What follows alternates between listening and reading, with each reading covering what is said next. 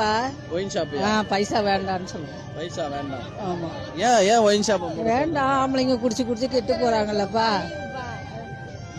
எத்தனை பேர் குடும்பம் அழியுது. ஆனா குடிக்கிறேன்னால அவன் ஒரு இடத்துல தன்னால குடிச்சு கூட செத்து கிடக்குறான். வீட்டாளுகளுக்கு தெரிய மாட்டேங்குது. நான் மதுரைப்பா. சரிமா, குடும்பம் அழியுதுன்றீங்கல்ல. ஆமா. 1000 ரூபாய் கொடுத்தா எவ்வளவு குடும்பம் அதனால பயன்பெறுதுன்னா அதுக்காக குடும்பங்கள் அழியுதுல. அந்த காசே வேணாம். பஸ் காசு விட்டாலும் பரவாயில்ல, நிப்பாட்டி ஏற்றிட்டு போகணும். அவன் நிப்பாட்டாம போயிடான். ஸ்டாப்லயே நிப்பாட்டுறது இல்ல. இலவச பேருன்றியா. ஆம்பளை காசு கொடுத்துட்டு நிக்கிறியான். பொம்பளை காசு இல்லாம உக்காந்துக்கிறான். அவங்க பஸ்ஸை நிப்பாட்ட மாட்டேன்ட்டியா. 30 பேர் மதுரையில நிக்கிறான்.